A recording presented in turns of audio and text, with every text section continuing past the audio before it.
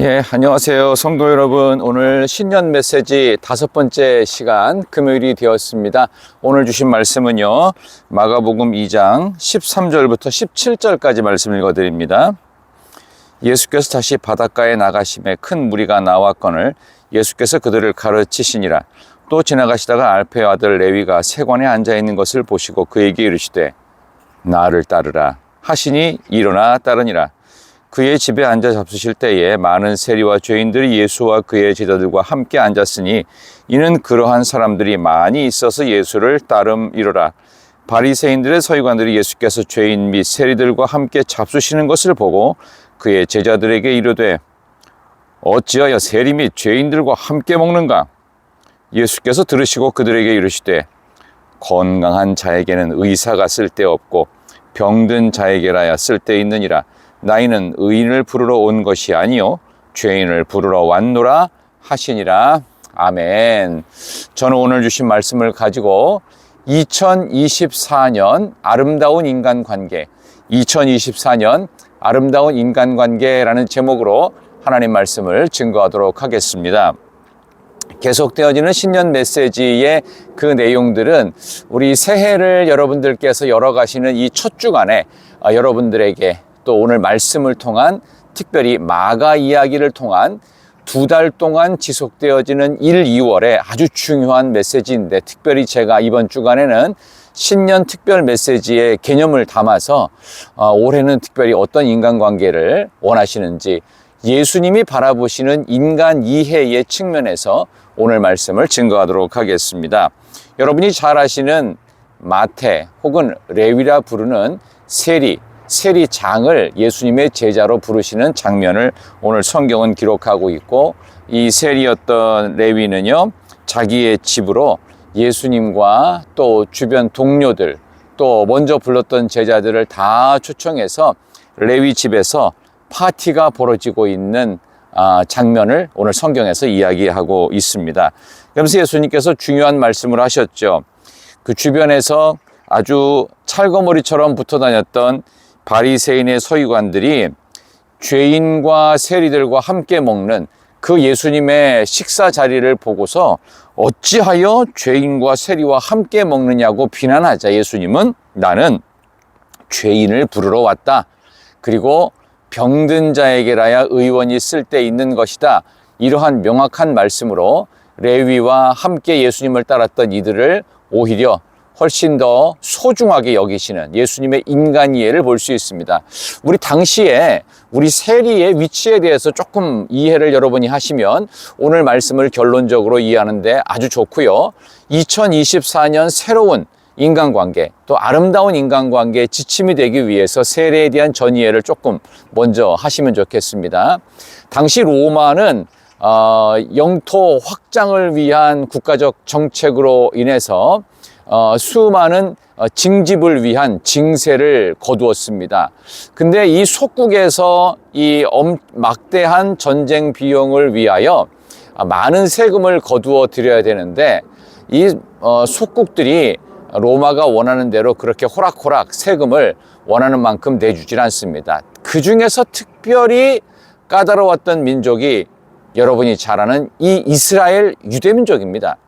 그래서 이스라엘로 만약에 파견된 어떤 고위 관리가 있다, 여기에 왕이 파견된다, 그러면 서로 가지 않으려고 할 만큼 이스라엘 사람들은 대단히 까다로웠죠. 여러분이 잘 아는 바리새파, 사두개파, 에세네파라든지 열심당원, 이런 크게 4개의 어떤 정신적인 분파로 인해서 이스라엘 땅에서 무언가를 제대로 로마가 파견한 관리로 일한다는 것은 무척 까다로웠습니다. 그래서 그 지역을 이해하면서 거기에 맞게 전쟁을 위한 막대한 세금을 거둬들이기 위해서 징세권을 각 지역의 대표적인 로마 파견 관리들에게 주게 됩니다. 그래서 일단 이 막대한 세금을요 로마 정부로 거기에 파견된 로마 관리들이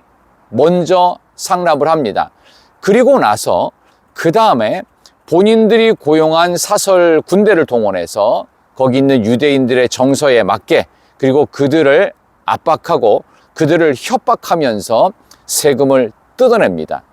그 실무 관리를 맡은 사람이 오늘 레위와 같은 세리들입니다. 특히 레위는 세리장이라는 것을 알 수 있죠. 14절에 레위가 세관에 앉아있는 것을, 앉았다는 것은 저처럼 지금 앉아있다는 이런 개념이 아니고 세무 공무원으로서 다스리고 있었다, 그 얘기입니다.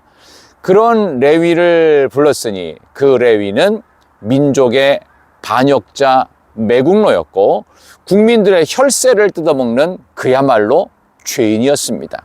이런 세리를, 이 마태를 예수님이 부르셨어요.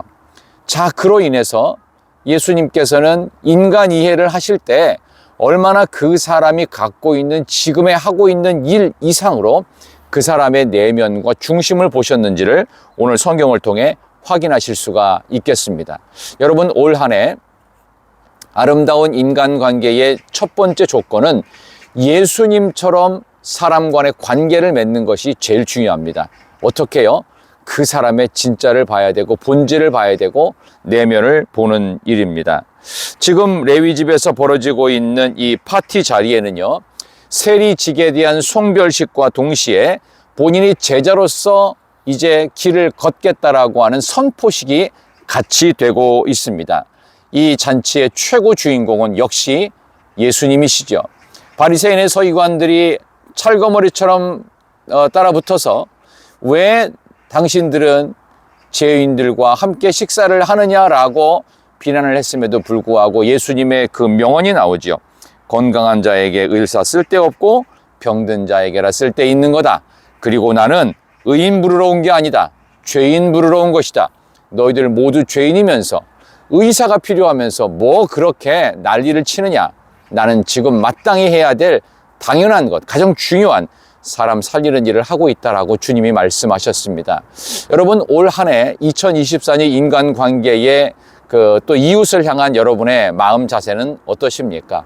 우리 주변에 많이 어려운 분들이 있습니다. 이렇게 주변의 시선에 의해서 따돌림 받는 세리와 같은 약한 이들이 있습니다. 외로운 이들이 있습니다. 예수님께서 14절 보니까 알페의 아들 레위가 세관에 앉아 있는 것을 보시고 그리고 나를 따르라 하셨습니다.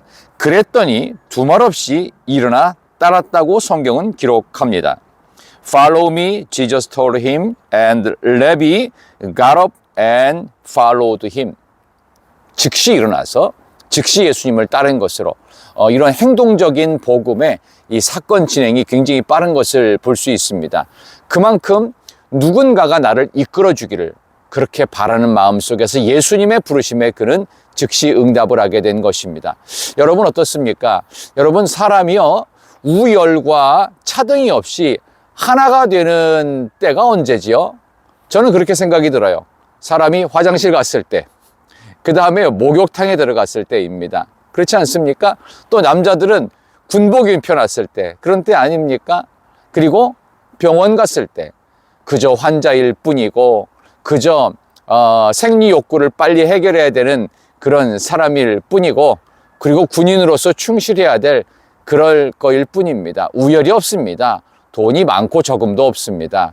그냥 잘나고 못남도 없는, 우리 모두가 똑같은 한 인간이라는 사실, 예수님은 바로 그 부분에서 정확하게 레위를 부르셨던 것처럼 저와 여러분을 부르십니다. 우리 주변에 우리가 손만 내밀어서 함께 믿음 생활하자, 신앙 생활하자라고 했을 따라갈 사람들이 생각보다 꽤 있어요. 근데 우리는 주저하고 망설이고 있지는 않습니까? 올 한 해 아름다운 인간관계를 위해서 예수님처럼 사람들을 대하시기를 소망합니다. 그리고 나서 18절부터 22절까지의 내용을 보면 금식을 안 한다라고 하는 예수님의 그 친족이었던 세례 요한의 제자들이, 근데 왜 예수님의 제자들은 이렇게 정기 금식일인 월요일과 그 목요일에 왜 우리처럼 금식 안 하나요? 라고 했을 때, 신랑과 함께 있을 때 금식할 수 없다.